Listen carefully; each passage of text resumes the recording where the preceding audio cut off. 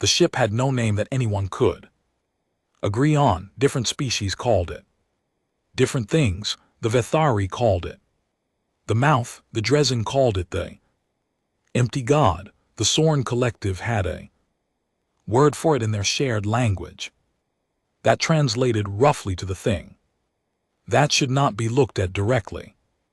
Most species with any real knowledge of galactic history knew exactly what it was, where it was, and why nobody went near it. The ones who didn't know found out fast, usually from an elder who sat them down with a serious face and explained things in the tone people use when they are not exaggerating. It floated at the edge of the railing cluster, a region of dead stars and cold rock near the outer boundary of the map galaxy. The cluster itself was not particularly dangerous.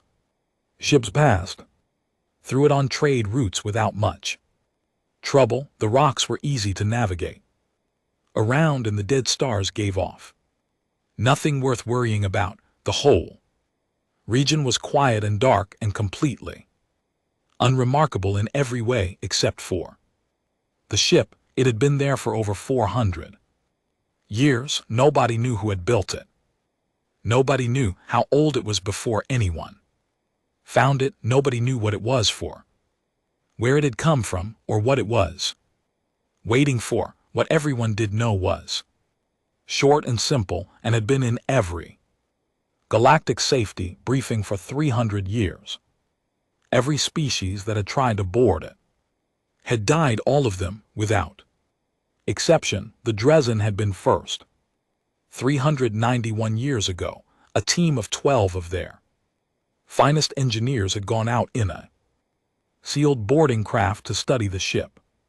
The Dresden were not reckless people. They were careful, patient, and methodical. They had mapped 17-star systems without a single crew loss. They went slowly, with full sensor sweeps, with every safety measure in place. Their boarding craft reached the hull of the ship and touched its surface. One transmission came back, a long rising tone, no words, just that single sound, climbing higher and higher for 4 seconds, then silence. The craft was never found. The engineers were never found. The only evidence that they had been there at all was a scorch mark on the hull of the big ship, faint and about 1 m across, shaped vaguely like a hand reaching out. 40 years later, the Keth retried. The Kethray were not engineers, and they were not patient. They were warriors, tall and four-armed, with clay-gray skin and eyes set too wide on their faces for most other species to look at comfortably. They had conquered 11 systems in a century and had a simple approach to things they wanted. Take them. They sent 400 soldiers in 5 heavy assault craft with equipment large enough to cut open the hull of a small moon, and they broadcast the whole operation live so that every species in the sector could watch them take the unclaimed ship. The Cathari Grand Commander made a speech before the fleet departed. It was recorded and filed, and later studied by historians for what it revealed about Cathari overconfidence. Every species in the sector watched the broadcast. When the 5 assault craft reached 500 m from the hull, they all stopped working. Not explosions, not a beam weapon or a missile strike. They simply stopped. Life support, engines, backup systems, emergency manual overrides, all of it went dark and silent in under 3 seconds. The 5 craft drifted there for 2 days before a recovery team got close enough to attach cables and pull them back. Inside they found 400 soldiers, all dead, all sitting in their seats with their hands resting in their laps. No burns, no wounds, no sign of anything that should have killed them, but every single one of the 400 had the same expression on their face, the HFY did not frighten easily. They had built an entire culture around pain tolerance and the suppression of fear.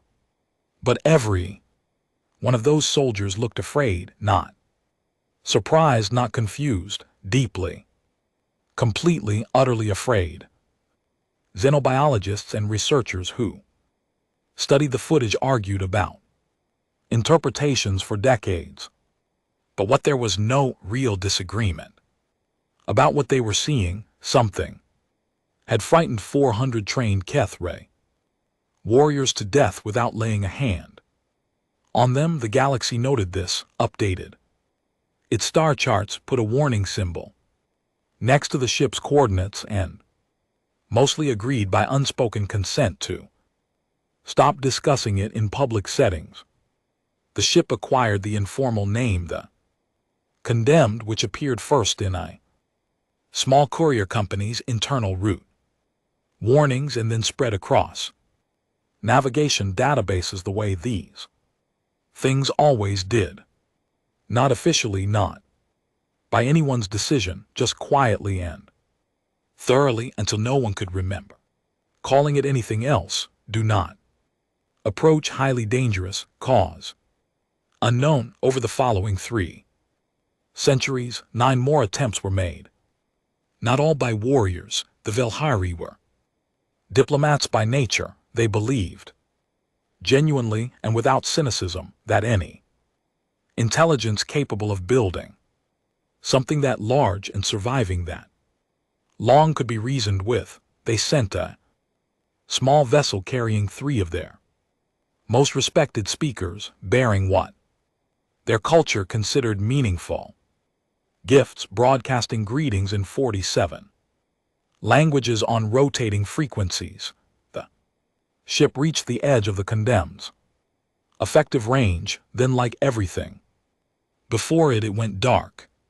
The Velhari did not send a second mission. They held a memorial ceremony for their 3 speakers and quietly removed the Condemned from their list of future diplomatic contacts. The Sorn Collective, which was not one species, but 6 networked together, sent automated probes rather than crew. The probes lasted longer than anything else had managed. They transmitted data back to the collective for almost 11 minutes.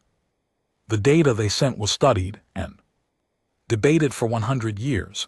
It showed, among other things, that the interior of the ship was pressurized, that it contained a breathable atmosphere compatible with most known species, and that somewhere inside something was moving. The Sorn never found out what was moving. Their probes went silent and were never seen again. The Cathar tried a second time, 80 years after their first attempt, this time with 1,200 soldiers and significantly improved technology. The outcome was the same, all of them sitting quiet, afraid. After that, the Galactic Council formally classified the Condemned as a restricted zone, which was their way of saying the problem was larger than their current solutions, and they hoped it would eventually become someone else's concern. Captain Elena Voss was 34 years old, compact and sharp-featured. With short brown hair she cut herself, in a habit of standing with her arms crossed that her crew had quietly named the wall. She commanded the SS Resolute, a mid-class survey and salvage vessel out of the Kepler station network. The Resolute was not a warship.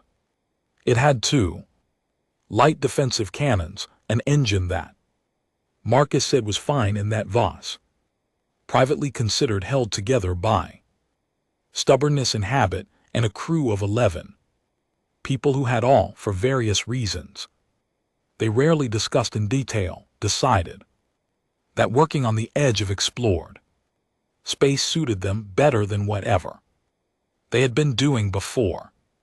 She found out about the Condemned on the 3rd day of a routine mapping job in The Tarsus belt when her first officer. Dak Reeves sat down across from her in the common room and placed a data chip on the table without saying anything. She looked at it, she looked at him. "You're going to want to read it," he said. She picked it up and read it. It was a Galactic Council priority alert. Flagged at level 4, marked for senior commanders of member species only. The Cathari had made a third attempt on the condemned 1,200 soldiers, 3 full assault wings and a specially engineered AI-piloted laid craft designed to reach the hull before any defensive systems could respond. The AI craft had apparently got within 50 m.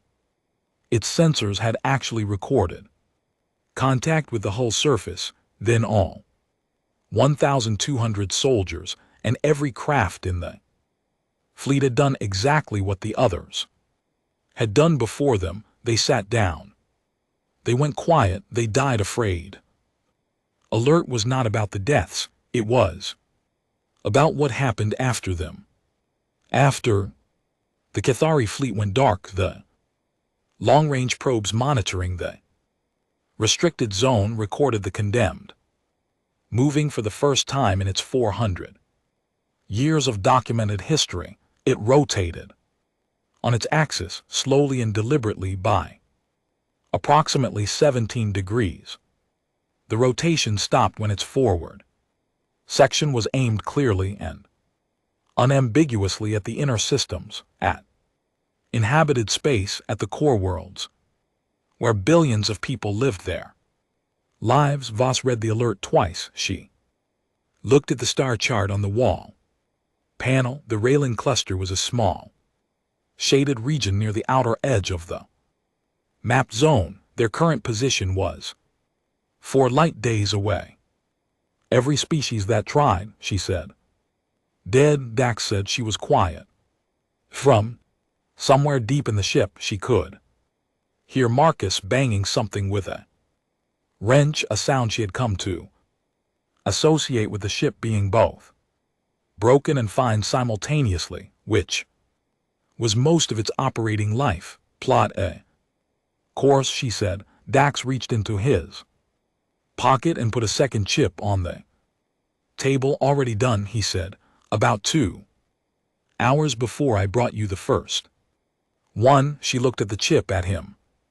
"You waited. I wanted to see if you'd say it without me asking," he said. "For my own peace of mind." She picked up the second chip. "Get everyone in the main bay 1 hour." She told him everything.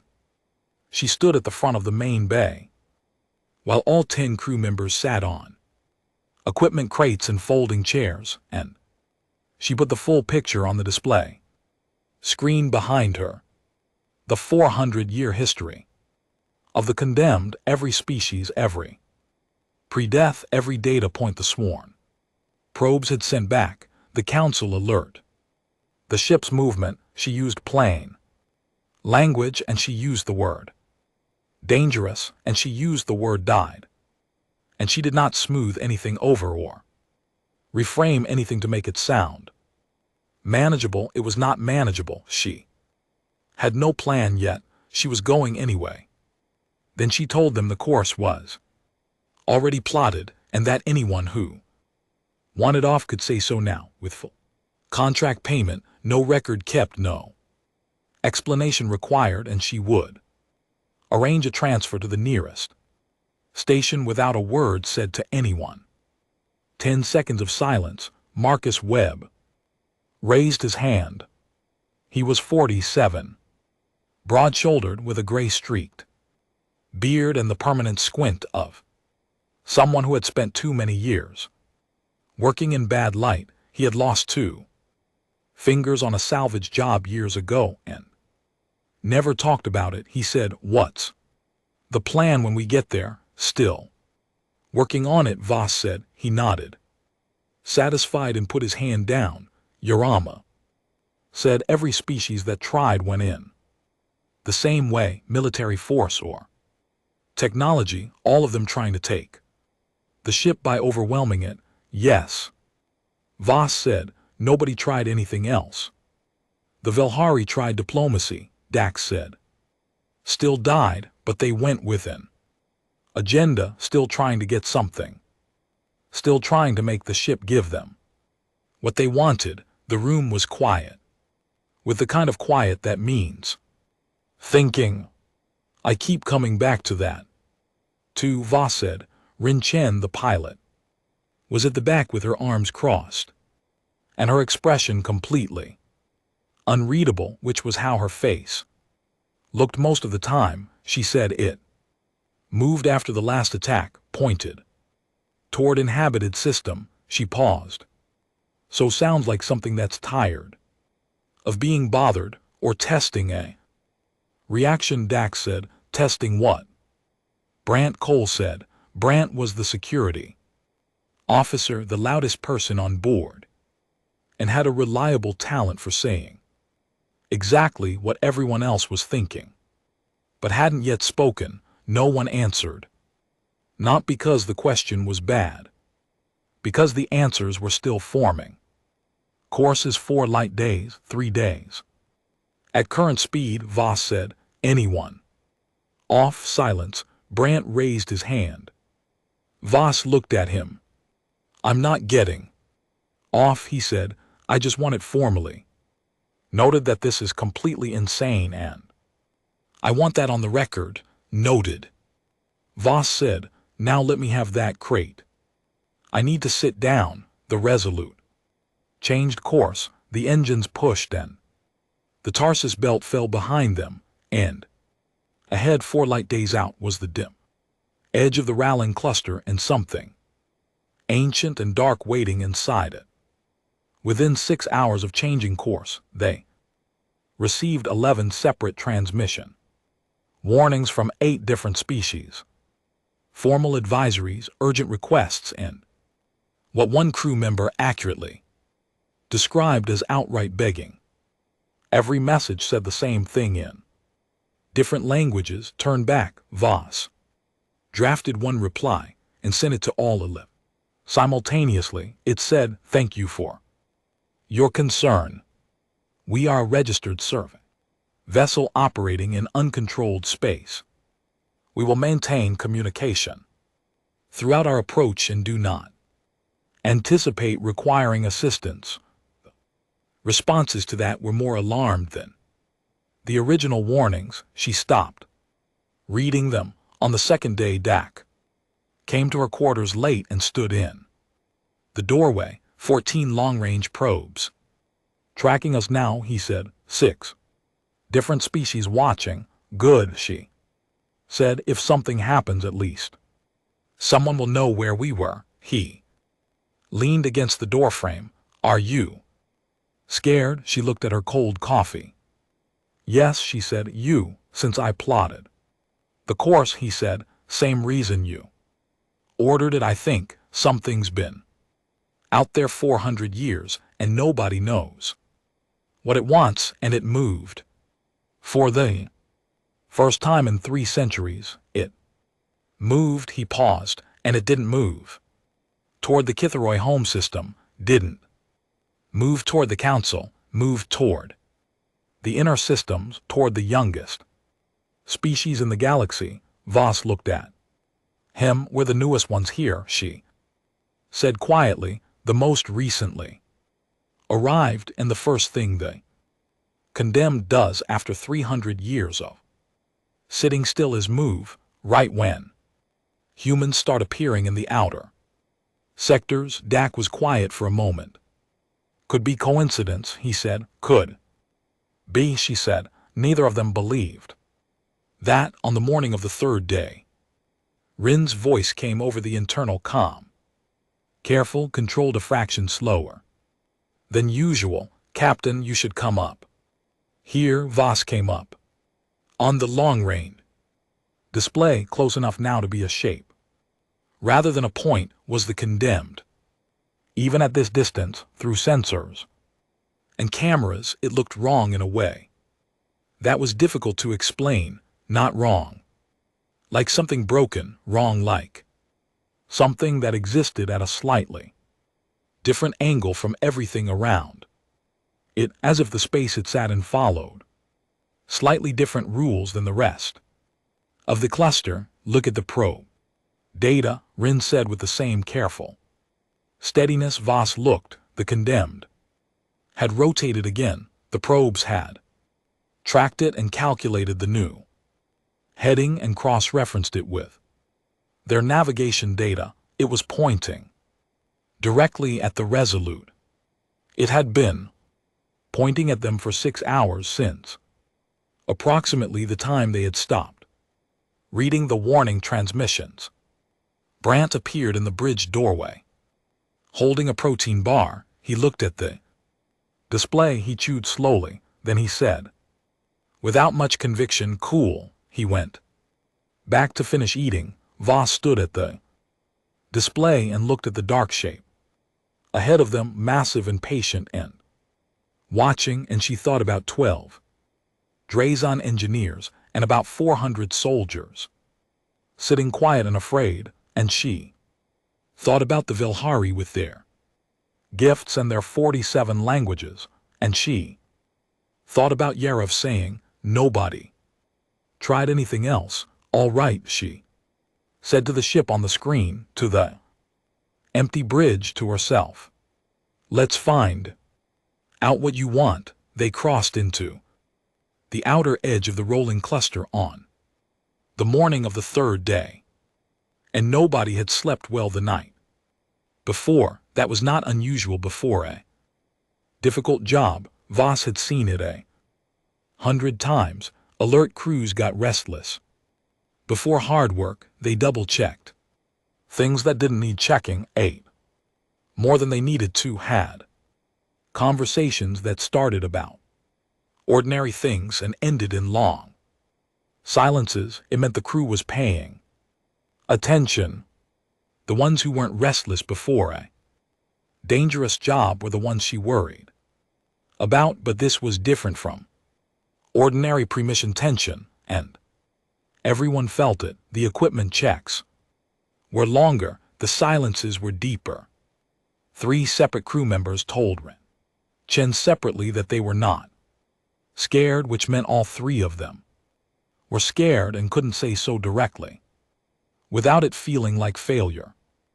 Rin told Voss this over coffee at 4:00 in the morning, when the common room was empty and the Resolute ran on its night cycle lighting, everything dimmer and quieter. "I know," Voss said. "They'll do their jobs." Rin said, "Fear's fine as long as it stays in the feet and out of the hands." "I know," Voss said. Again, Rin wrapped both hands around her mug and studied the star chart on the small panel above the galley window. The condemned was a labeled point on it now, close enough to have its own marker, its own symbol. The symbol the navigation database used was a small red diamond, which meant hazard of unknown type, which was the database's polite way of saying, "We have no category for this. Do you think it knew about us before it moved?" Rin asked. Voss had been turning that question over for 3 days. "Maybe," she said, "or maybe it moved for a completely different reason, and we're seeing a pattern that isn't there." "The pattern's there," Rin said simply.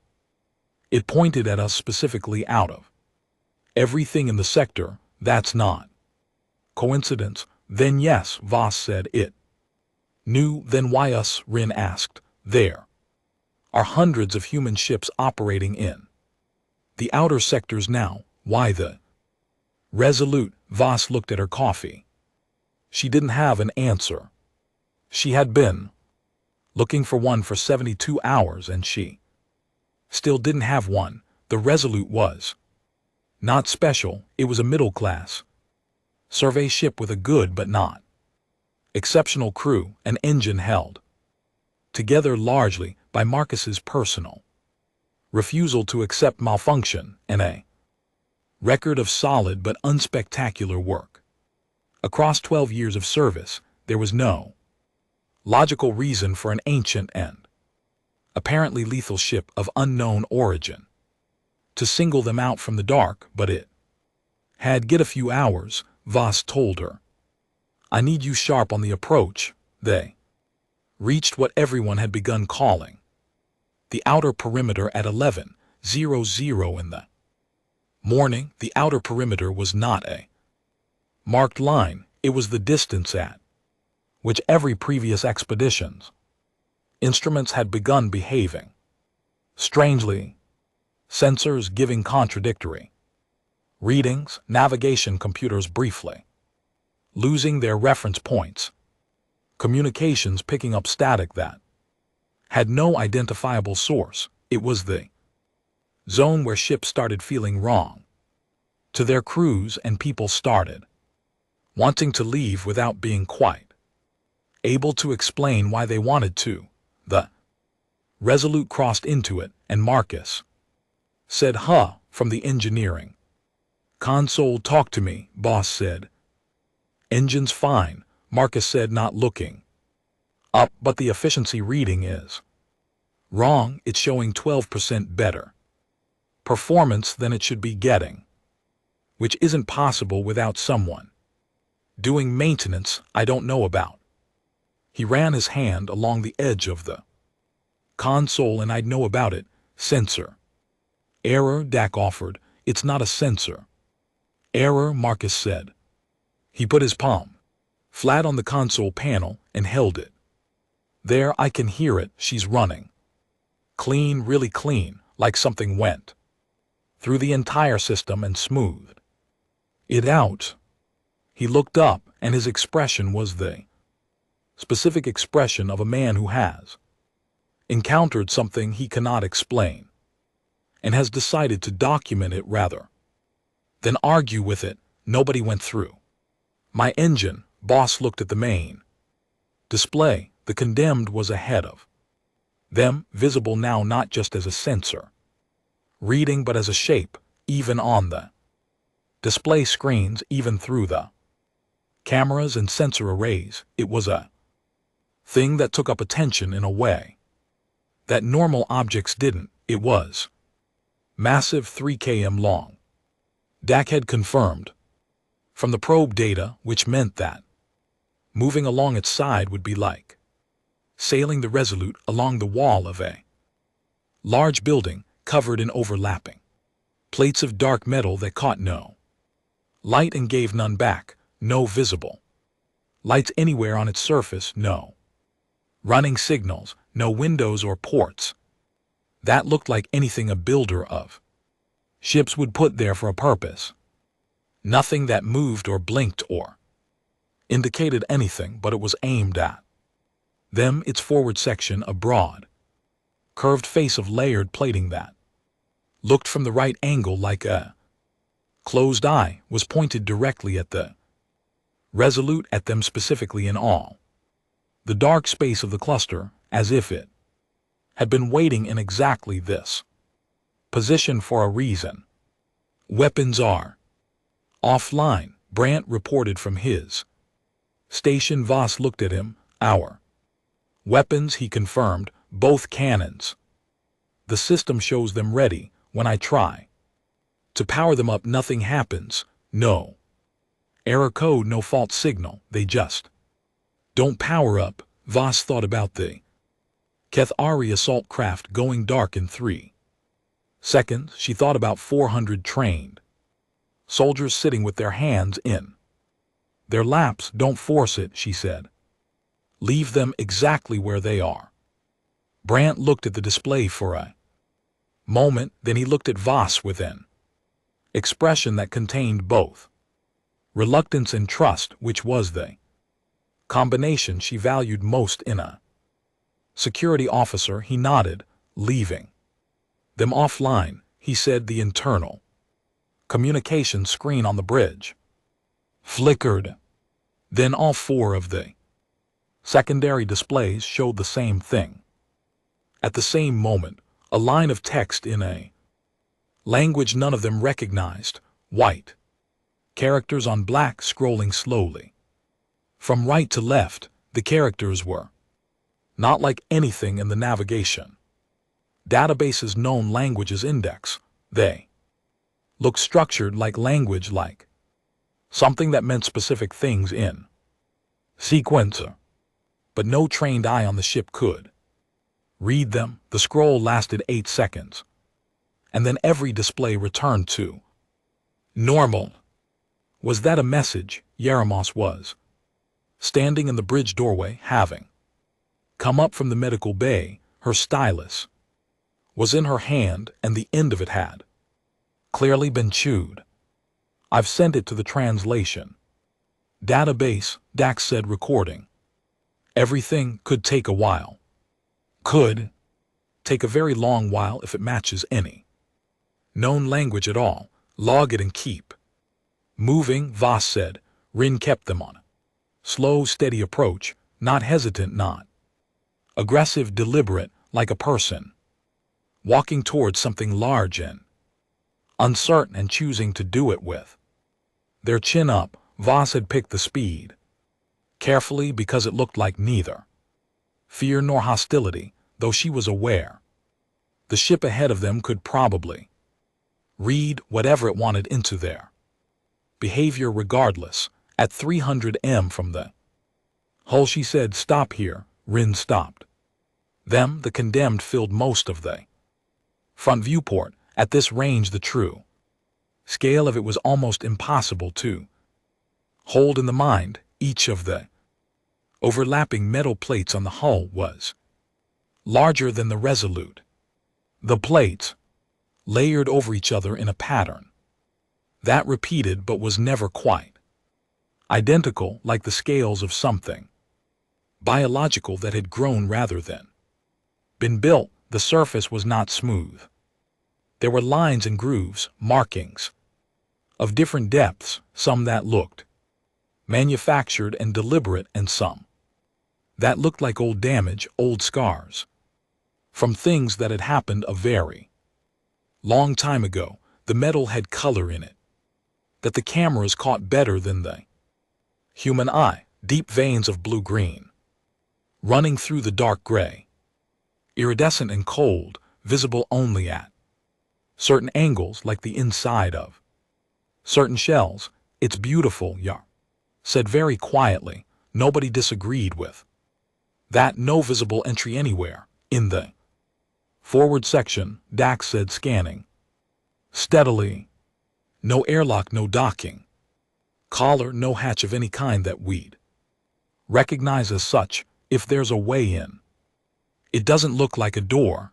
The Drazun scorch mark, Voss said. 700 m back along the port side, Dax confirmed. "Still there. Can we reach it?" "Yes." "Then that's where we go." Rin moved them slowly along the hull.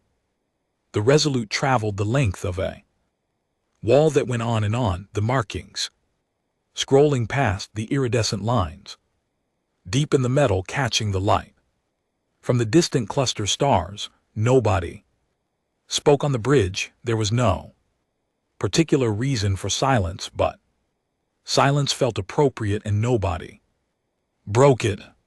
The scorch mark was exactly where the record said it would be, about 1 m across, rough at the edges, shaped so clearly like a reaching hand that Voss felt something move through her chest when she saw it. Not quite dread. Something older than dread.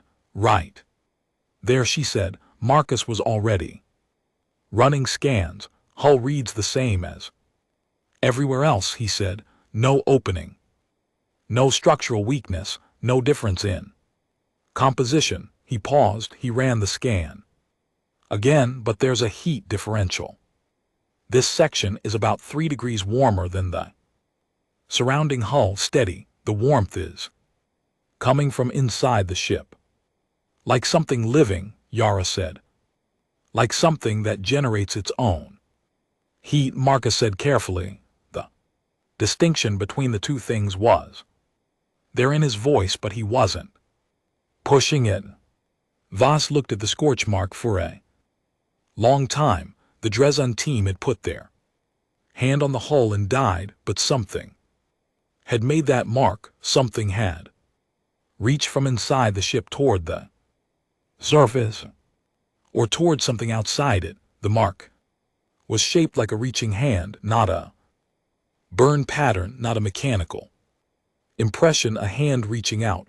I'm going outside, Voss said. Captain. Dax said, I'm not taking any equipment for forcing entry, she said. I'm not going in. I'm going to walk up to the hull and put my hand on it. That's the only thing I'm going to do. That's also roughly what 12 Dresden engineers did, Brandt said. They had plasma cutters large enough to cut through the hull, Voss said. They were there to force it open. I'm not doing that. She looked at the scorch mark on the display. I'm just going to say hello. Brandt looked at her for a long moment, with the expression of a man who thinks the plan is dangerous but has decided to support it anyway because something about it makes sense to him, even if he can't fully say what. He said, I'll get your suit. She went out alone. She had insisted on that part. If the ship was going to do something to the first person who touched it, she was not going to let it do it to two people at once. When she could prevent that, she suited up in the airlock, ran all her checks twice, and stepped out through the outer door into the cold black of the cluster. The hull was right in front of her, huge and dark and close, and the faint, iridescent veins in the metal caught the dim light of the distant stars. She activated her maneuvering thrusters and moved toward the scorch mark. She reached out. She pressed her palm flat against the hull. It was warm, not the warmth of metal that has been sitting near a heat source, warm from the inside, steady and constant, that specific quality of warmth that only comes from something generating its own heat, from some internal process that does not stop. She had felt it before, once pressing her hand against the hull of a pressurized habitat after a power failure to check if the heating core was still running. That same quality, that same certainty of something alive, or at minimum something continuously active on the other side. She held her hand there. 30 seconds, a minute, nothing happened. To her, no systems failed. Her suit held. Her readings were normal. No sound, no signal, no attack. She moved her hand slightly and pressed it still. Again the hull vibrated, just once. Gentle, low, like a single deep breath taken by something very large and very slow, a pulse almost, then 3M to her right. The hull opened, not fast, not violently, smoothly, the way a hand opens when it is not making a fist. Several overlapping plates shifted and slid away from each other, folding back into the surrounding hull with a sound her helmet mic picked up as a sustained low tone. One steady note, resonant, unlike anything she had heard before. The opening that appeared was roughly 2 m tall and 1.5 meters wide. It was dark inside, but not completely dark. From somewhere deeper, in a faint blue-gray light pulsed slowly and steadily, regular as breathing. Voss looked at it. She looked back at the resolute, small and solid 50 m away, and she knew her crew was watching every second of this on the camera feed. She pressed her calm. I found the door, she said. A short silence, then Marcus said in a voice of very deliberate calm, of course you did. I'm going in, she said. Not alone, Dax said immediately. I'm suiting up right now. Franz suiting up. Yara's already suited, Yara said from somewhere in the background of the comm. Voss looked at the opening. The low tone was still playing, slow and steady. The blue-gray light inside breathed its regular rhythm. Hurry up, she said. Dax Brandt and Yara were outside in 4 minutes. Marcus stayed with the ship, which was his preference and also Voss's order. If something went wrong inside, she needed someone competent at the controls of the Resolute immediately. Ren was on the bridge. The other crew members were on standby. The 4 of them approached the opening in the hull together. Up close, the passage inside was wide enough for 2 people shoulder to shoulder. The walls were the same dark metal as the exterior, but inside the light changed. The blue-gray glow came from lines running along the walls at approximately shoulder height. Thin lines of light embedded in the metal that pulsed in a slow, consistent rhythm. The light was enough to see by. Not comfortable enough. The passage went straight inward for about 20 m and then curved. Brant had a scanner in his left hand and his right hand was at the empty holster where his sidearm usually sat. Voss had made them all leave their weapons on the ship. He had not argued about it for very long, but his hand kept drifting back to the holster anyway, which was muscle memory rather than intention. Temperature inside is 21 degrees, Dax said quietly, reading his scanner. Atmosphere matches breathable standard within tolerance. Gravity approximately 0.9 of standard. He paused. These readings are identical to what the Sojourn probe sent back. Everything matches. Something maintained all this, Yara said. For 400 years, the atmosphere, the gravity, the temperature. She was looking at the light lines in the walls as she walked. Something has been keeping this place ready. Ready for what? Brant said. Nobody answered. They walked to where the passage curved and turned the corner and stopped. Passage opened into a chamber so large that the far wall was not visible. Blue-gray light lines continued along the walls and ceiling, but here they branched and spread, multiplied across the ceiling in patterns that were clearly not random. Geometric, structured, repeating in ways that just barely stopped short of looking like something specific. The floor was flat and smooth and extended further than their lights could reach. From the center of the chamber, 4 large corridors branched off in different directions, going deeper into the ship and from somewhere inside, from somewhere beyond all 4 of those corridors, there was a sound, low, very low, below comfortable hearing range. Felt more than heard, a vibration in the chest and the bones. It was the same sound the hull had made under Voss's palm, the same quality, the same rhythm. Brant turned slowly, scanning in all directions. Nothing on motion sensors. He said quietly, nothing reading as biological, nothing reading as weapon systems or charged emitters or anything. I recognize actually scanners picking up a lot of energy readings, but nothing that categorizes into a known type. The ship is active, Dax said. Something's running in here. A lot of things. Voss stood in the center of the chamber and looked at the 4 corridors and felt with a certainty she could not explain and did not try to, that the ship was doing the same thing she was. Looking back, deciding something. It let us in, Yara said. Yes, Voss said. Every other species, it killed them. Outside, it never let them in at all. Yes, Voss said. Yara turned to look at her in the dim blue-gray light. Her dark eyes were very steady. So what's different about us? Voss looked at the 4 corridors going into the dark heart of the ship. I don't know yet, she said, but I think we're about to find out. She picked the leftmost corridor and walked toward it, and after a brief Pause, the kind of pause people make. When they take a breath before something, they can't take back the others. Followed her, behind them the hull.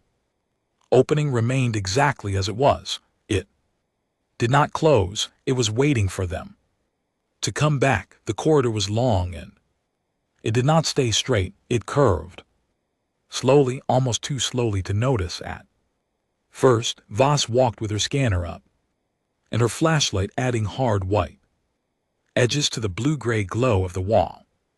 Lines, the corridor went left then, leveled then went slightly down. Ceiling was higher than it needed to be. High enough for something larger than a human or for something that wanted open space above it. The walls were covered in the same overlapping plate design as the exterior, but here the plates were smaller, the pattern finer, and the markings were denser, lines and shapes, and characters that looked like the text that had appeared on the resolutes. Displays repeated in sections, different in others, running floor to ceiling in columns like a library built into the walls. Same script, Dax said, scanning the walls as he walked, same characters as the transmission we received.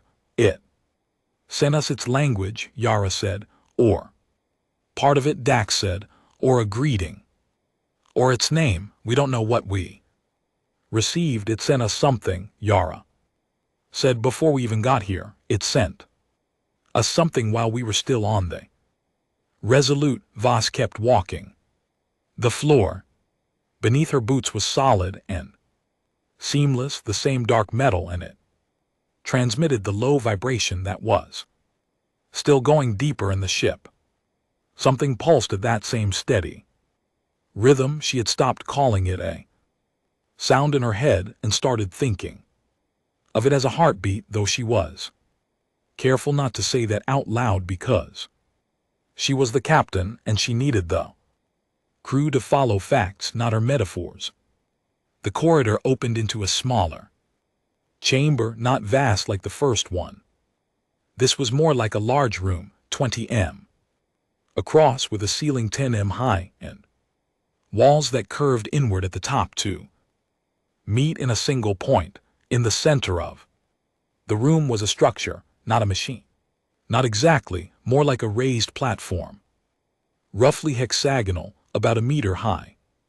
The top of it was flat, and on the flat surface, arranged with a precision that made them all slow down and look, were objects, 17 objects spread across the platform surface, some touching, some apart, each one different. Some were clearly technological components, devices, pieces of equipment. Others looked geological, samples of rock or mineral. One appeared to be a container, sealed with markings on it. One was small and dark and looked from a certain angle organic. Brant scanned them from the entrance to the room. Not explosive, not charged, no active energy outputs.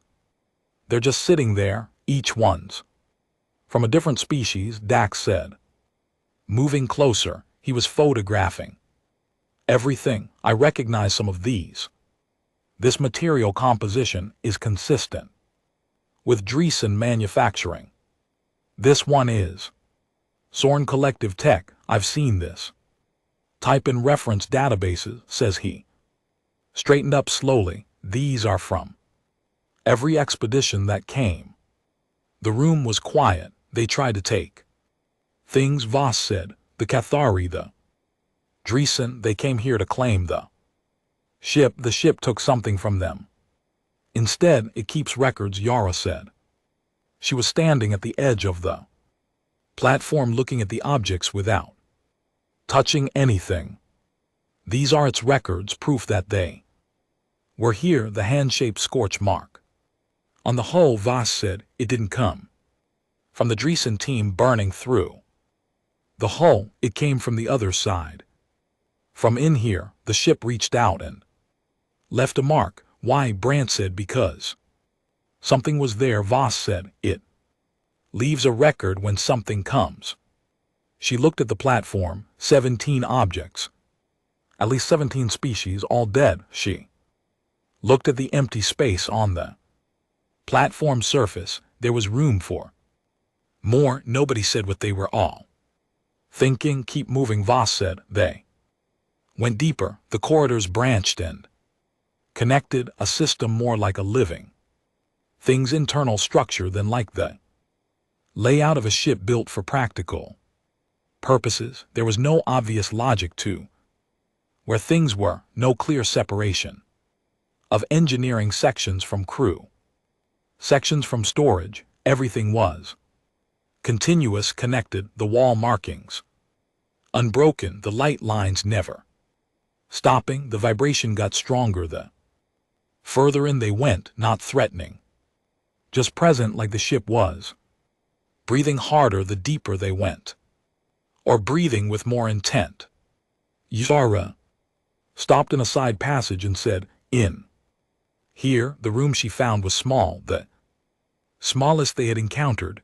The walls were covered floor to ceiling in the script, more densely written than anywhere else, column after column of it, and in the center of the room, suspended from the ceiling by thin cables of the same dark metal, was something that looked more than anything else like a map. It was a sphere roughly 2 m across. The surface of it moved, not quickly, not mechanically. It shifted slowly, sections of it sliding over other sections in the way that tectonic plates move, except that the patterns on the surface were clearly positional data. Stars, systems, regions of space. Voss recognized the Raylan cluster. She recognized the inner systems, the core worlds, the map zone. She recognized features of the galaxy she had been navigating for 12 years. And she recognized that the map showed things that were not on any human chart, regions beyond the outer boundary of explored space, systems that no surveying mission had ever reached, a vast section of the galaxy that was marked differently from the rest, covered in a dense pattern of the ship's script, detailed and thorough, as if the ship had been there, had studied it all, had recorded everything. This ship has been further than we have, Dax said. Very quietly, he was pointing at a section of the map that was so far from known space that it had no reference points at all, just the ship's own markings and notation. A lot further, Voss said. The sphere continued to shift, its patterns rearranging slowly. In an endless geological meditation, it wasn't displaying for them specifically. It was doing what it always did. They were just there to see it. Yarrow was looking at the script on the walls. She had been silent for a while, which Voss had learned meant she was assembling something in her head. It's been alone for a long time, she said. This ship has been here for 400 years. And before that it was out there, she gestured at the far reaches of the map, for however long it was traveling. Alone, studying, waiting for what? Brant said. It was the same question he had asked at the entrance to the first chamber. He asked things twice sometimes. It was how his thinking worked. He asked a question to open it, and then he asked it again when he actually wanted an answer. Nobody answered him this time either, but this time the silence was different, more thoughtful, less of failure to answer and more of choosing to sit with the question. They left the map room and kept going. 2 hours in, the ship started testing them. Voss would not call it that at first. She would call it malfunction, environmental anomaly, coincidence. But by the 4th event, she stopped arguing with herself about what to call it. The first event was the floor. A section of the corridor floor ahead of them simply disappeared. One moment it was there, solid and dark and continuous, then it was not. A gap, roughly 2 m across, dropped away into something deep and dark below. The bottom not visible on their lights. The wall markings on the edges of the gap were dense, as if the text had been building toward this point. Brant scanned the gap, 15 m down, a hard surface, nothing else. Brant looked at the gap. He looked at the other side, where the corridor continued. He looked at Voss. Voss looked at the gap. She took a running step and jumped across it. She landed on the other side cleanly, stumbled one step, caught herself. She turned around. On her side of the gap, the wall markings were continuing to shift, scrolling slowly, as if something was updating them, one by one. Dak, Yara, and then Brant jumped across. Brant made a quiet sound of personal objection when he landed, but said nothing else. They kept moving. 40 m further, the light lines in the walls went out. Complete darkness. Their flashlights came on automatically, which was the designed response, but in the sudden shift from that blue-gray glow to hard white beams, the corridor felt different, smaller, the sounds of the ship more present, the vibration in the floor more noticeable. They had been in the dark for approximately 90 seconds. When Yara said, "Wait," they stopped. "The lights didn't go out," she said. "The spectrum changed. Look at your light beams. What's reflecting?" Voss looked. In her flashlight beam, the walls showed something the blue-gray light had not shown. The script markings on the walls were three-dimensional, not just engraved into the surface, but raised, layered, with depth and shadow that the even ambient light had completely erased. In the directional beam, they looked completely different, more like structures than inscriptions, more like a physical record than written language. "It made us look," Yara said. "It changed the light to make us look at this differently," Dax said. He was already photographing everything, capturing the directional shadows, the three-dimensional depth of the markings. The lights came back on after 12 more seconds. The third event was the vibration. It stopped between one breath and the next.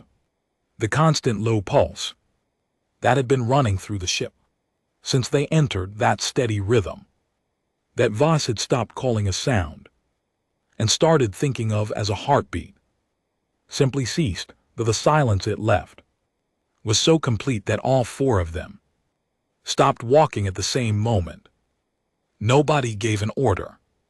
They just all stopped and stood in the sudden quiet and felt it. 12 seconds of absolute silence, then the vibration returned, but not the same rhythm. Slower now, longer between pulses, as if whatever generated it had made one adjustment and settled into a different pattern, as if it had been watching them notice the silence and had decided something based on how they stood in it. Voss looked at Dax. Dax looked at Voss. "He said very quietly, "It's calibrating." "Calibrating to what?" Brant said. "To us," Voss said. The fourth event was the one that removed all doubt. They had found a large secondary chamber, roughly 3 km into the ship. It was different from the entrance chamber. This one had structures in it, not furniture, nothing recognizable as furniture, but forms that rose from the floor in arrangements that suggested use without revealing what use. Column surfaces, recesses in the walls at varying heights. The light lines were brighter in here. The script on the walls was different, not the scrolling columns from the corridors, but something more like images, shapes that were almost but not quite representational, like abstract pictures of things rather than pictures of the things themselves. In the center of this chamber, the floor had a different texture, smoother, darker, and it was warmer than the surrounding floor, warmer than the walls, the specific warmth that Voss had felt on the outside. Hull coming from inside, that warmth was here generated from directly underfoot. She stood on the warm section of floor and looked up at the ceiling. Above her, set into the highest point of the chamber ceiling, was something she had not seen anywhere else in the ship. It was a circle, roughly 3 m across, of a different material than the surrounding metal, not dark, not blue-gray, pale, almost white, luminescent on its own without any light lines feeding it. It glowed with a steady, even light that was warmer in color than the rest of the ship, something closer to the yellow-white of a star than the cool blue of the wall lines, and it was looking at her, not metaphorically, not in the way people said the Mona Lisa looked at you. Wherever you stood, the circle was oriented toward her. When she took 3 steps to the left, the orientation shifted, not the whole circle, but a subtle change in the quality of the light, in where the intensity was focused to track her movement. When she stopped, it stopped. When Dick walked across the warm floor section, it moved to follow him. When Yara sat down on the floor, it settled its attention on Yara and stayed there. Brant stood off to the side on the regular floor and watched all of this. He said, "It's looking at us." "Yes," Voss said. "The ship is watching us," he said, making sure the idea was fully stated, fully out in the open, where everyone could look at it directly. "Yes," Voss said, "it has been this whole time." Yara said she was still sitting on the floor. She had pulled her knees up and was looking at the glowing circle above her. Without any fear in her face, something else was there instead, the expressions of someone who has just understood something that they had been circling for a while. The floor gap, the lights going out, the rhythm changing. It wasn't testing whether we could handle obstacles. She paused. It was watching how we handled obstacles, how we thought, how we talked to each other, what we prioritized. It was watching to see what we are, Dax said. Voss looked at the circle above her. It moved very slightly, tracking her, then let it watch, she said. She reached into her kit and pulled out the small handheld camera she always carried on service jobs, a habit from 10 years of documentation work, nothing special about it. She held it up and pointed it at the glowing circle. She took a picture of it. The circle pulsed once, a single bright flash, quick and clean, like a shutter closing. The same light, the same warmth, but deliberate, intentional. It took a picture back. Brant made a sound that was almost a laugh. Almost. Did it take our picture? Yes, Yara said, and she was smiling, the first real smile any of them had smiled since boarding the ship. "I think it did."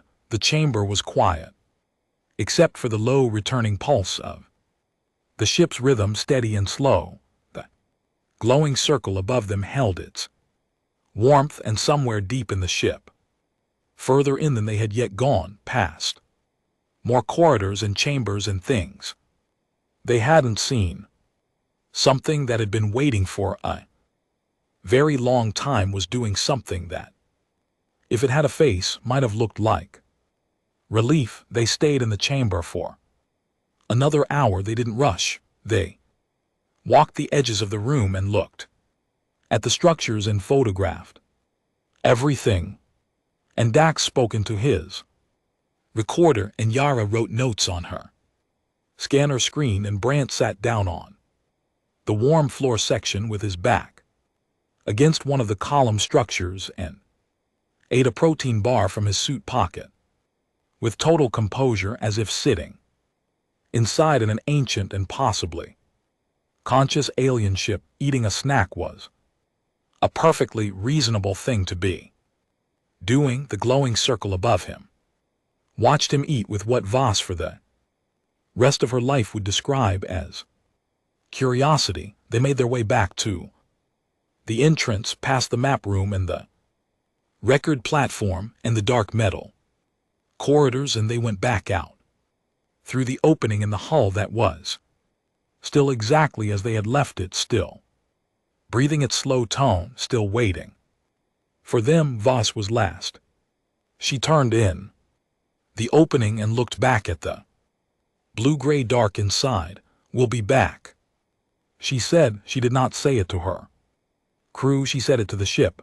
The tone from the opening changed pitch just slightly, just for a moment, then settled back. Voss had been on enough survey jobs to know when a communication was minimal and still complete. She went back to the Resolute and started planning for tomorrow. That night, 14 alien species long-range probes tracked the Resolute, sitting stationary against the hull of the Condemned, and tried to make sense of the sensor data they were recording. Representatives from 6 galactic governments received reports from their monitoring teams. 3 emergency council sessions were convened in the space of 4 hours. A great deal was said in many languages by many senior officials about what the humans were doing and what it might mean and what should be done about it. None of them had any answers. None of them had good ideas. All of them were in their various ways afraid. On the Resolute, Marcus Webb was in his engine room, running diagnostics on a system that was still running at 12% above standard efficiency, with no explanation, and humming to himself and thinking. On the bridge, Rin Chen was monitoring the probe signals, tracking them, and writing a very calm and thorough report about what she was seeing and what she thought it meant. In the common room, Voss was at the table with a mug of tea and all of Dax's recordings from inside the ship and the translation database, running its comparison work. 3 hours into a process that the system estimated might take 3 days. She was not waiting on the database. She was thinking about the glow, the warmth, the picture it had taken of them, the way the rhythm of the ship had changed after they sat in that silence together, calibrating. Dak had said. She turned the word over in her mind, something that had been waiting for 400 years, that had turned away every species that had come to it with force or with agenda, was calibrating to 11 humans on a 60-meter survey ship with no plan, no weapons active, and a protein bar eaten in its central chamber. She looked at her tea. Tomorrow she was going back in, deeper this time, all the way to wherever that pulse was coming from. She had the feeling it was expecting her. They went back the next morning with 6 people instead of 4. Voss brought Marcus because she needed someone who could look at technology and understand what it was doing, even when the technology was nothing he had ever seen before. She brought Nadia Pet, who was the ship's communications specialist and the quietest person on the crew, and she had a theory about Nadia that she hadn't put into words yet. She brought Leon Hargrove, who was crew maintenance and who had a specific ability to stay completely calm in situations that should not be calm, which was a talent she trusted. And she brought Ren, which meant leaving Dak on the Resolute as acting captain, which Dak accepted with the expression of a man who knows he drew the short straw but also knows Why, if something goes wrong in there? Dak told her before she suited up, I need to know about it immediately. You'll know, she said. How? Because the monitors will stop getting our signals, she said, which is when you take the ship out of range and contact the council. And do what? Dak said. Tell them we got further than anyone else, she said. Tell them it didn't kill us. Tell them the ship breathes. She checked her suit seals. That'll be enough to keep people working on this for another 100 years. That's not nothing. Dak looked at her. You're not planning to come back out, are you? Not today, not until you find whatever's at the center of it. I'm planning to come back out, she said. I'm just not planning around the possibility that I won't. She picked up her kit. There's a difference. They went back through the entrance, past the record platform in the map room, through the corridors with their dense writing, and this time they took the rightmost of the 4 main corridors, branching from the first chamber, the one they hadn't explored yet. Voss had chosen it deliberately. If the ship had been watching them yesterday, she wanted today to look like a choice, like curiosity, like the kind of purposeful, not following the same path that distinguished exploration from following instructions. The corridor was different from the one they had taken before. Wider, the ceiling higher, the script on the walls less dense but different in character, larger marks spaced differently, with sections that looked almost like numbered sequences, diagrams, possibly instructions, possibly. The corridor was also warmer, and as they went deeper, the warmth increased, gradually building in small steps. Rather than arriving all at once, Marcus walked with a scanner in one hand and his other hand trailing along the wall, not quite touching the marked surface. He did this for about 10 minutes before Voss asked him what he was doing. Feeling for vibration changes, he said. There are subsystems running in these walls, energy conduction, I think, though not in any configuration I've seen before. Something is moving through the walls, not electricity, not heat transfer, not anything I can categorize cleanly. He lifted his hand and looked at it, but the distribution pattern is consistent, regular, like it has a purpose, and it's doing it very reliably. What kind of purpose? Yar asked. She come again, and she had spent the first 15 minutes of their walk photographing the wall script at every different angle her suit could manage. Maintenance, Marcus said, or communication, or both at the same time. The two might not be separate functions. Here, he dropped his hand and kept walking. This ship maintains itself, he said. The atmosphere, the gravity, the temperature, the lights that come on.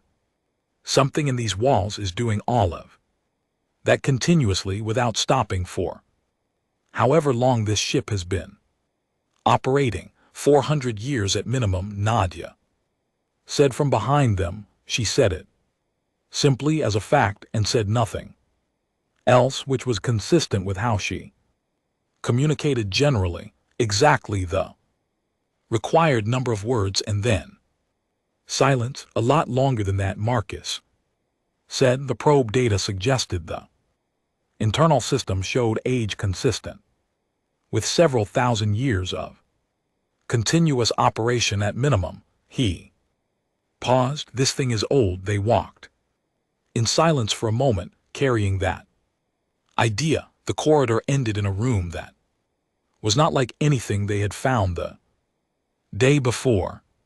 It was large, not as large as the main entrance chamber, but large enough that when they walked into it, the first thing everyone felt was the ceiling being higher than it needed to be. The room was circular, and the floor, unlike the corridor, was Not continuous surface, it had levels. Concentric rings stepped down from the outer edge toward the center, like in amphitheater, each level about half a meter lower than the one outside it, with the lowest point, the center, roughly 3 m below the entrance level. At the center, filling the lowest ring, was a pool, not water, not any liquid any of them could identify on sight. It was dark as the hull metal, which shouldn't have been possible for a liquid, and perfectly still, and it gave off a faint light from somewhere below. Its surface deep blue, regular as the pulse of the ship. The pool was roughly 5 m across. Around its edge the floor had markings, not the script from the walls, something different, symbols, arranged in a ring, evenly spaced, each one unique. Yara counted them, moving her light slowly around the ring. 17. She said. Nobody moved for a moment. 17. Species, Voss said. Same number as the objects on the collection platform. Their symbols, Nadia said. Voss moved to the first step and started down toward the center. The warmth increased as she descended.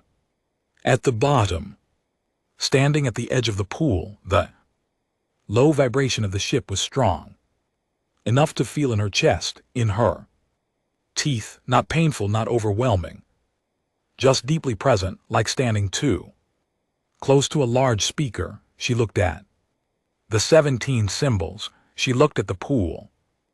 On the ring of symbols, there was a gap. Between two of the symbols, the gap was roughly the same width as the others, as if it was a space waiting to be filled. An 18th symbol that hadn't been placed yet. Marcus came down and stood beside her. He scanned the pool surface carefully. He ran the scan twice and read the results and said, "It's not a liquid." "What is it?" Voss said. "Don't know," Marcus said. "It's registering as matter, but the type doesn't match any material in my database. It's not organic, not mineral, not metallic. It's registering as something the scanner can't categorize." He looked up. "But it's connected to the walls, the same energy I've been feeling in the walls. It's concentrated here. All of it is feeding into this. It's the source." Voss said. "Or a node," Marcus said. "A junction, something." Nadia was walking the ring, photographing each symbol. She stopped at the gap. She stood there for a long time, not speaking, looking at the empty space between the two flanking symbols. Then she crouched down and with her gloved finger drew a slow, simple line in the thin layer of dark particulate that had settled on the floor at the pool's edge. Just a line. Testing the surface, looking at how it responded. The pool surface moved not much. A single ripple, starting from the center and moving outward, reaching the edge of the pool, and then reversing, folding back inward, and when it reached center again, it disappeared into the stillness. One ripple in response to one mark drawn near the edge by one human finger. Nadia sat back on her heels and looked at the pool in her quiet way. She said, "It knows we're at the edge of it." "Yes," Voss said. "It's been waiting for us to come to this room." Nadia said. "Everything else was a corridor. What is this room?" Leon Hargrove said. He had been standing at the second ring, one level up, saying nothing, watching everything. He was the kind of person who needed to see a complete picture before he said anything about it, and he had been building his picture since they walked in. Voss looked at the pool, at the 17 symbols, at the gap between them. She thought about all of it: the record platform, the map sphere, the glowing circle that took their picture, the rhythm that changed every observation they had, made every choice the ship had made in their presence. I think it's where it talks, Voss said. When it decides to talk, it hasn't decided yet, Leon said. I don't think so, Voss said. I think we're still. She stopped. She was going to say still being evaluated, and she stopped because the word evaluation felt wrong for what was happening. Evaluation implied an authority passing judgment on a lesser party. That wasn't what this felt like. It's still deciding if it wants to, Nadia said, filling in the pause. Not whether we're good enough, whether it wants to. The pool was still. Voss thought about that for a long moment, about a ship that had been here for 400 years, which had been out in the unmapped dark for thousands of years before that, which had watched species come in and bring their weapons and their tools and their agendas and die. All of them, every time without exception. She thought about what it might feel like to wait that long. She sat down on the lowest ring facing the pool and stayed there. Marcus, meanwhile, had gone back up 2 levels and found something in the wall that he could not stop looking at. A panel, recessed slightly, the same plate metal design as everything else, but with a small rectangular section that was different. The markings on it, arranged differently, more regular in a pattern that Marcus's 47 years of looking at mechanical systems recognized, without being able to say exactly why.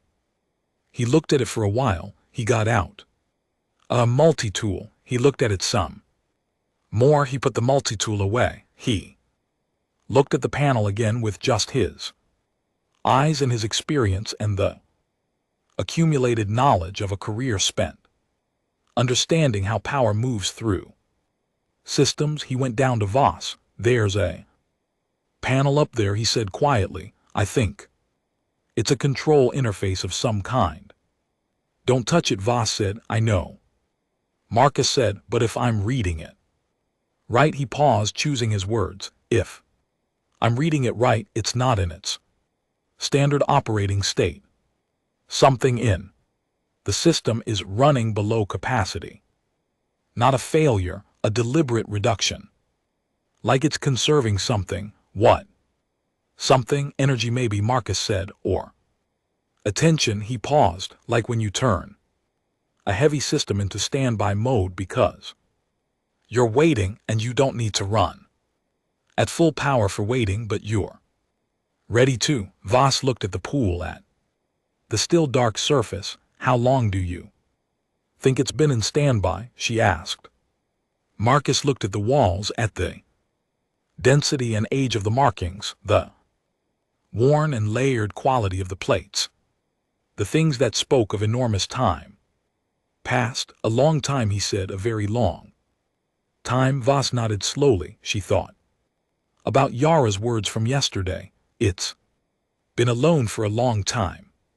They had been in the amphitheater room for almost 3 hours when Nadia did something that none of them had planned. She started talking, not to them. She was sitting on the bottom ring, 3M from Voss, facing the pool, and she started talking in a low and even voice about what she was seeing, not analyzing it, not reporting it, just describing it. The color of the pool, the way the symbols were carved, the weight of the air in the room, the quality of the warmth. She spoke carefully and without rushing, the way she spoke when she was doing something she believed in, and she talked for about 4 minutes straight before she stopped.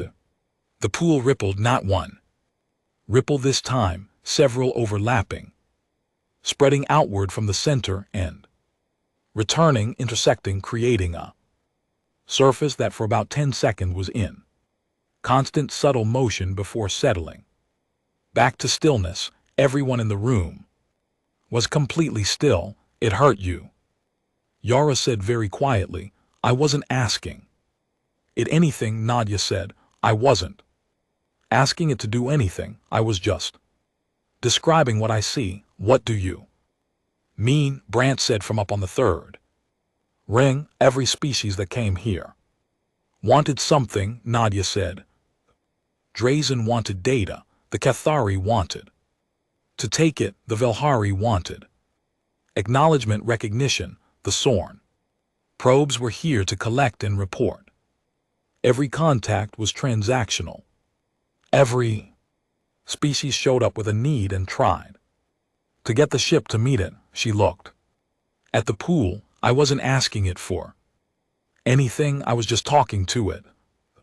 Pool was still, but something about the stillness was different now, denser, more present, like the difference between an empty room and a room with someone standing quiet in it. Voss watched the surface of the pool. She said to it directly, we don't know who built you, no Ripple. We don't know what you are, no Ripple. We can't read your language. We can't categorize your material. We don't understand most of what we've seen in here. She paused. We're going to come back tomorrow and the day after. We're going to keep coming back until we figure out how to talk to each other properly, or until you tell us to leave. And if you tell us to leave, we'll leave. She looked at the surface of the pool. We're not here to take anything.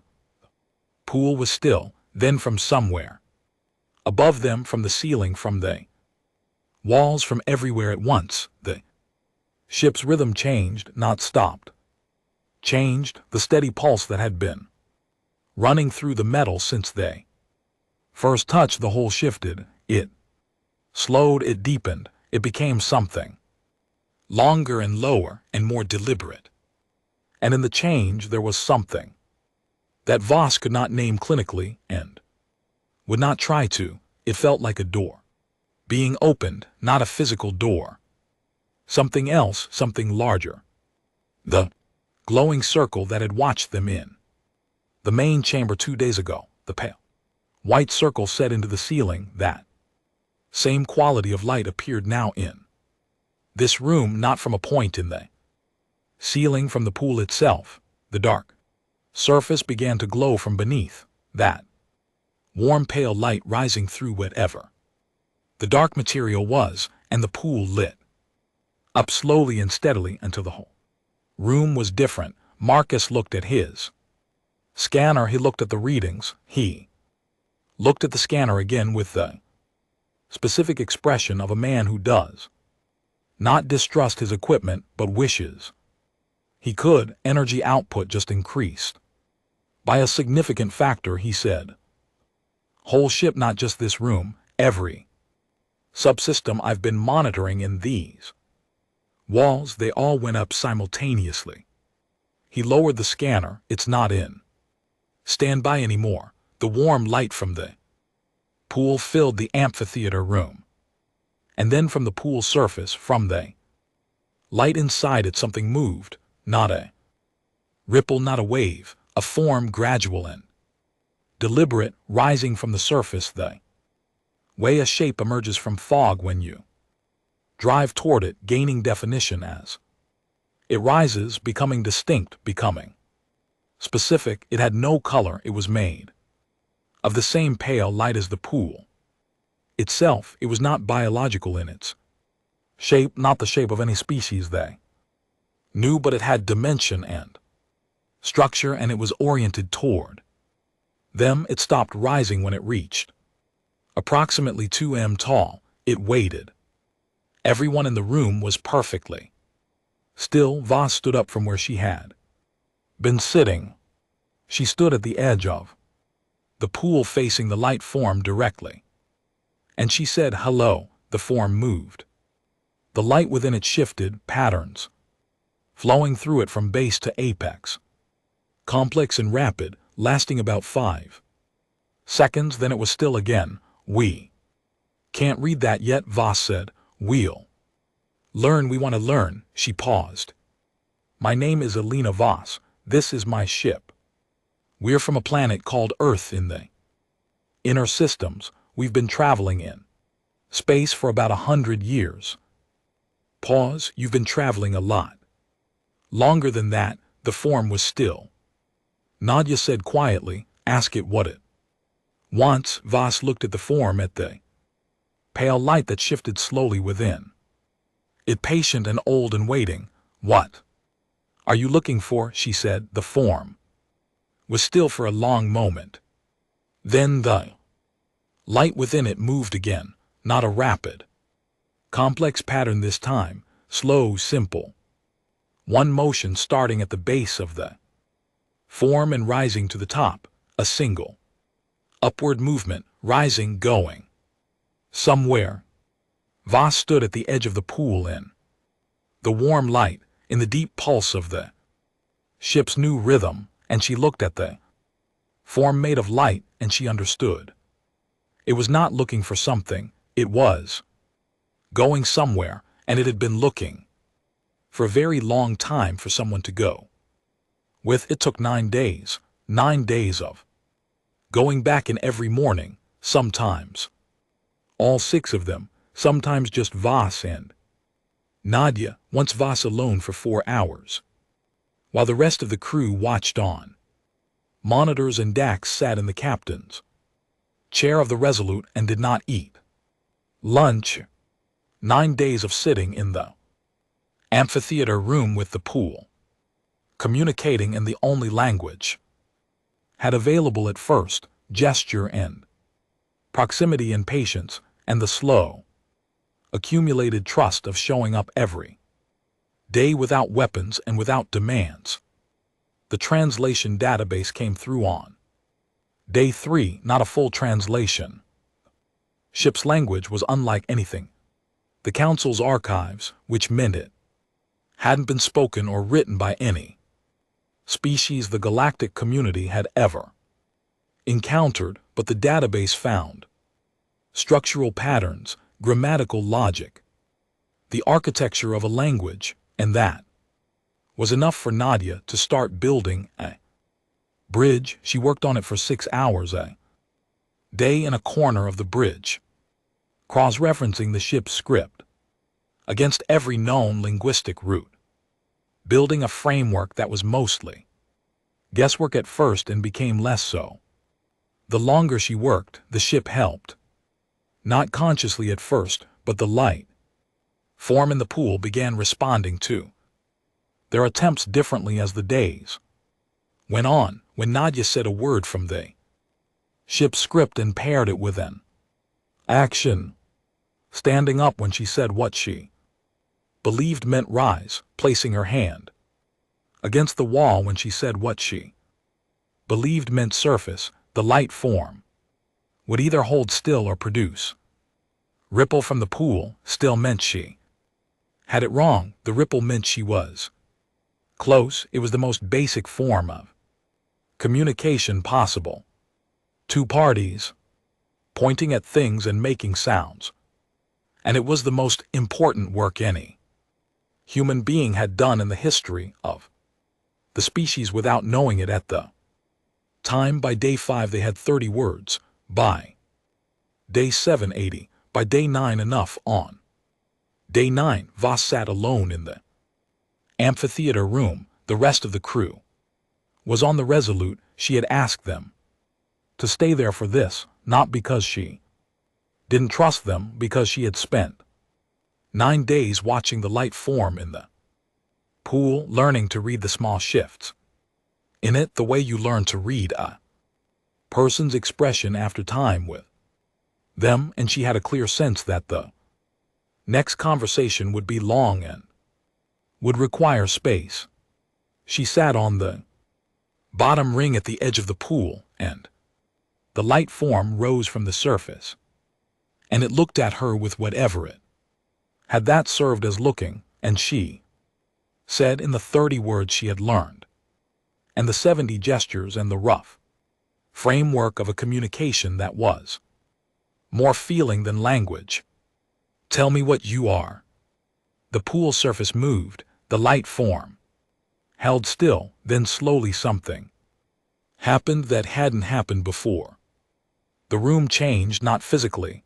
The walls, the floor, the ceiling, all unchanged, but the light from the pool spread, expanded, rose up the walls, and in the light the script on the walls transformed. Not the characters themselves, which were carved in metal, but the light moved through them in a sequence, illuminating specific sections, in a specific order, and in the order there was meaning. Nadia had been right. That it was a library, more than a library, a record of something, a record of everything. The light showed her what she had thought were diagrams in the corridor walls. They were not diagrams. They were maps of a different kind, not geographic but temporal, a record of a long journey. Stars encountered, systems studied, a path through the galaxy over an enormous period of time, marked sequencer. Each mark a place that had been visited and learned, and at the beginning of the record, at the earliest point in the sequence, marked differently from everything else, with a kind of emphasis that felt like weight, was an image of something she had known. Words for a place, a point, a beginning.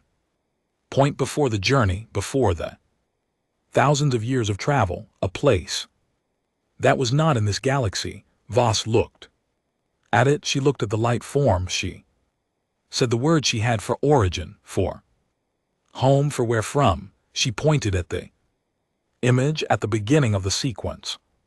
The light form was still for a long moment, then the pool sent a single ripple outward. Yes, Voss sat with that. For a moment, this ship, this old, patient, devastating ship, had come from somewhere else entirely, had traveled across galactic distances in a time scale she couldn't fully absorb, had arrived here in this galaxy and spent thousands of years studying it, crossing it, mapping its edges and its dark inner regions and everything in between. Alone, why did you stay in the cluster, she said. Why stop here in this place for 400 years?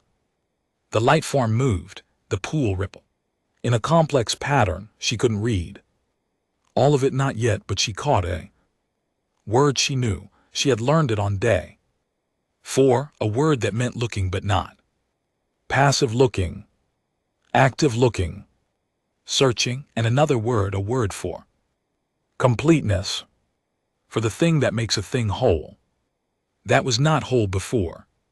She thought about the record platform with 17 objects from 17 dead species.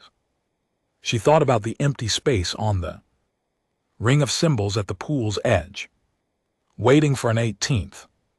She thought about what Marcus had said. It's been in standby mode, waiting, conserving for what it knew was coming. You killed them, she said. The light form was completely still. The Drezon, the Cathar, all of them. She was not afraid saying this. She had asked it 9 days into trust. Why? The pool moved. Words she recognized. A word for intrusion that was also a word for harm. A word for continuation that meant something like survival. A word she had learned for something she could only translate roughly as integrity, not morality but physical wholeness, structural completeness, and a word she had not heard before, a new one used twice with weight. She looked at it and thought about it and felt around the edges of its meaning, and eventually she said, "Test, you were testing them." Pool rippled, not to see if they were strong enough, she said, not to see if they were smart enough. She looked at the light form. You were testing what they would do when they couldn't have something they wanted still, which in their language now meant keep going. Every species that came here wanted to own you, she said. They brought tools, they brought force. They brought arguments, they came to claim you. And you read what they came with, and you Stop them because what they were was something you already knew, something that doesn't work for what you need. Ripple. She sat with the word she'd been turning over, not strength, not intelligence, not civilization or age or technological advancement, something else, something harder to define. What did we have, she said, when we came here, when I put my hand on the hull and you opened the door, what was different? The light form moved for a long time, the pool sent complex ripples, words she recognized, words she didn't, and in between them something that wasn't words at all, a quality of light, a warmth change, a depth shift that she had come to understand over 9 days as the equivalent of tone of voice, of emotion maybe, of something that was as close to emotion as this ancient thing could express. She caught words for smallness, which in context meant young, words for chaos, which in context meant unpredictable, a word for collision, which in context meant encounter, a word she had not heard before. That repeated 3 times, she said it back. She asked what it meant. The pool held still. The light form moved to the edge of the pool closest to her. The warmth in the room increased.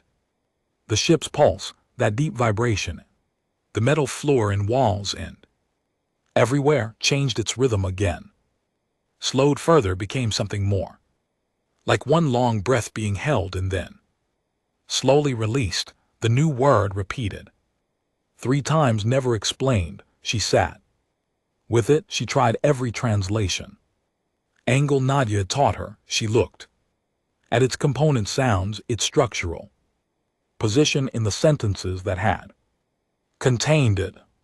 She thought about what it had been describing when it was used, the context each time. The 3rd time it had been used, it had been in a sentence that also used the word she'd learned for species or people. The 4th word of that sentence was one she recognized as the closest thing the ship's language had to partner or a crew. A crew. She sat at the edge of the pool for a long time. Then she said, "You want to go on?" The pool moved, not a ripple, a wave, a real movement, full surface. Every part of the pool moving at once. "Yes, you've been mapping this galaxy," she said, "for thousands of years, and you're done. You've seen it and you want to go further. Past the edge of the map zone, past everything we know, somewhere out there." She pointed up and outward, the direction of beyond, the direction of the unmapped dark at the edge of the galaxy, and you can't do that alone.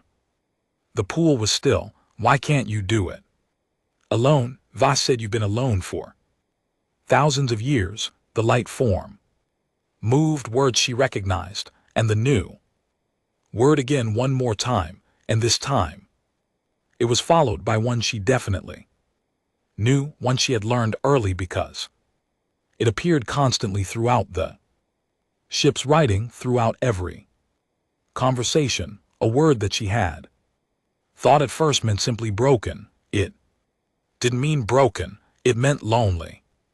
Voss sat at the edge of the pool in the warm light and the deep pulse of an ancient ship that had traveled further than she could imagine and mapped more than her entire civilization had ever found, and came from somewhere that was not even this galaxy and had been alone for all of it.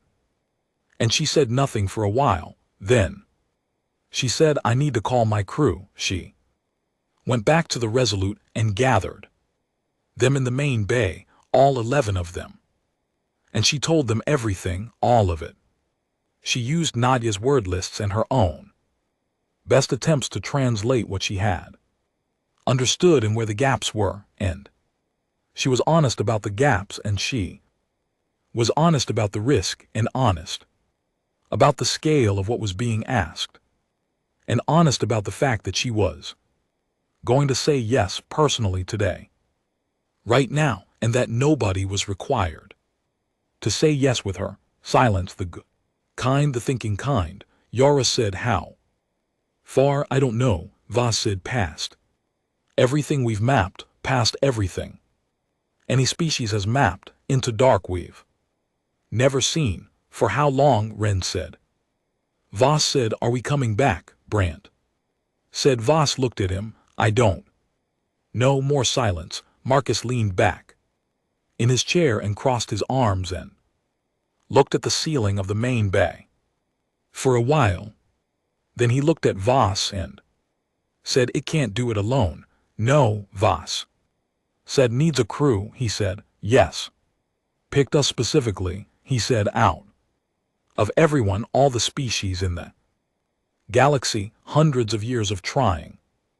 Picked 11 humans on a survey ship. Yes, Voss said. Marcus uncrossed his arms. Then we'd be complete idiots too. Say no, he said. Lenadia said, yes. One word, no elaboration. Ren said, I'm the best pilot you have.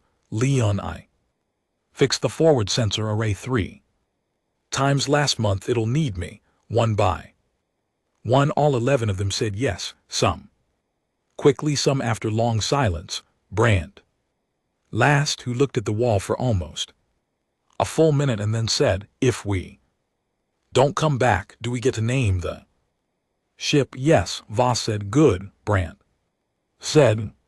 I've been thinking about names. He paused. I'm going to need a minute.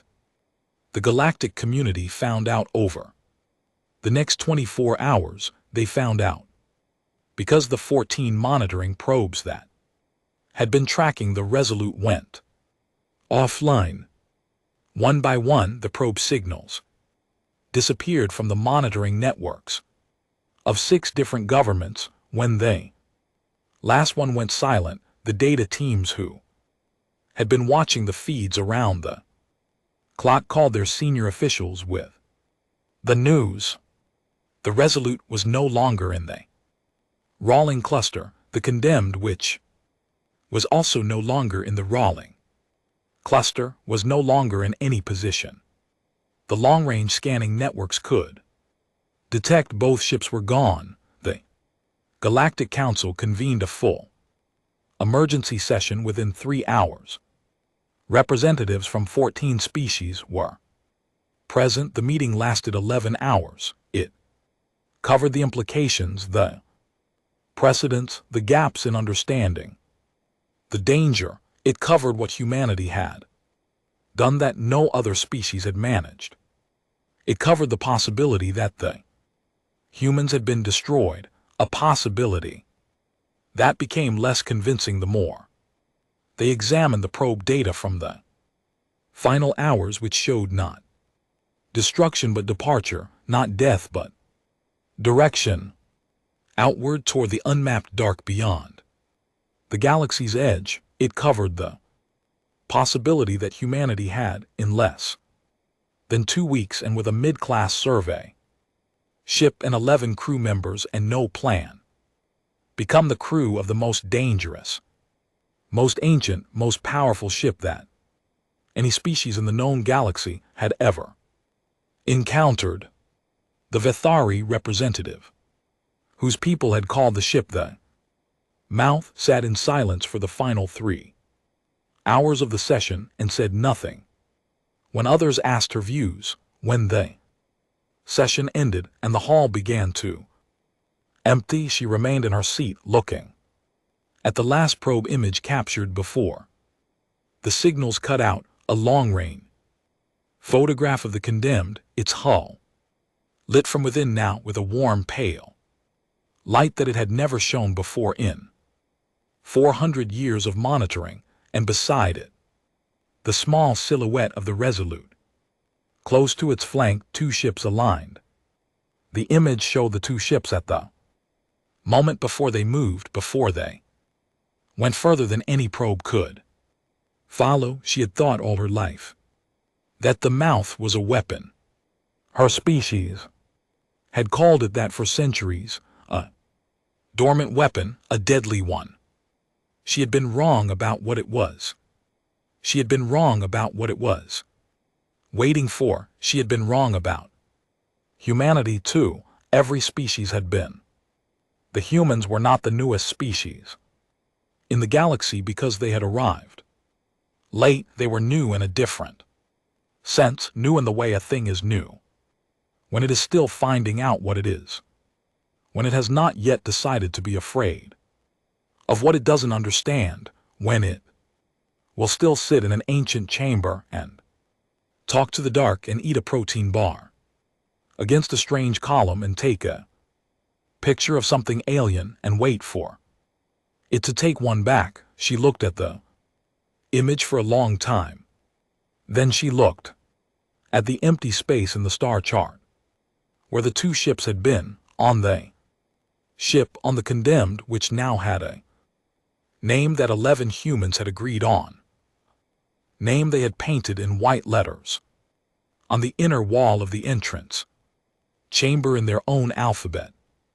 Voss stood on the bridge. The bridge was not what she had expected. She had expected machinery, controls, instruments, the architecture of command that she understood from 20 years of working ships. What she found was a room at the forward apex of the vessel with a curved wall that was transparent, not a window, not exactly, but a surface that showed the outside with complete clarity, that showed the stars ahead and the dark between them and the edge of everything mapped and familiar falling away behind. The light form was here too, in a smaller version rising from a point in the floor without a pool, just present, just available, just there. Nadia was at one section of the curved wall building her dictionaries, her frameworks, her translation tools. Marcus was already in the walls of the ship, figuratively and almost literally, running his diagnostics and his tests, and developing an understanding of the engineering systems that no other human would have and that he treated with the same quiet competence he brought to everything he'd ever worked on. Rin was in the pilot's position, which was not a chair and a console, but something more, like a space that fit her and oriented to her and knew what she was doing when she did it, which she had tested for 3 hours and declared acceptable with the restraint of someone who actually found it extraordinary. Brandt had gotten to name the ship after 11 minutes of deliberation, which had involved him going back and forth on 4 different options while the rest of the crew waited with varying degrees of patience. He had announced the name. He picked it for no reason he could fully justify. He picked it because when he sat in the amphitheater room and looked at the pool and felt the pulse of the ship through the floor, it felt like something with direction, something that had been here and was going there and had not yet stopped. He picked it because of what Nadia had translated: the word for lonely, the word for going on, the word for the thing that makes a thing complete that was not complete before. He picked the name that felt like what the ship was actually doing. He called it the first step. The crew had been quiet for a moment after he said it. Then Voss had nodded once and Nadia had gone to get the white paint, and that was that.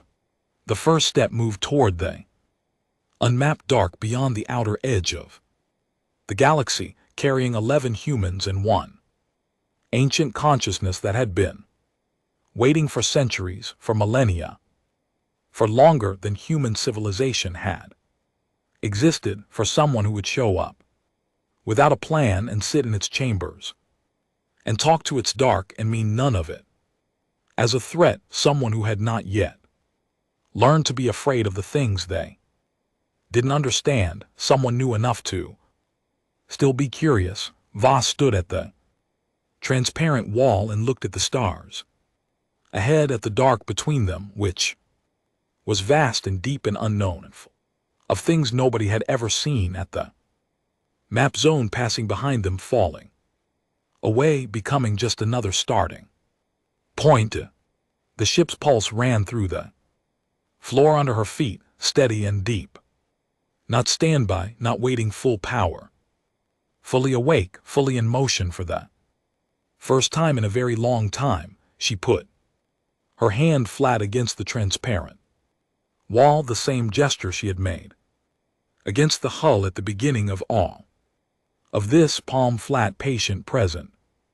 The wall was warm, warm from the inside, from something alive on the other side. She kept her hand there and she looked at the dark ahead, and she said nothing, because nothing needed saying, and behind her, the 11 people who had decided to go somewhere nobody had ever been, were getting to work. The first step went on.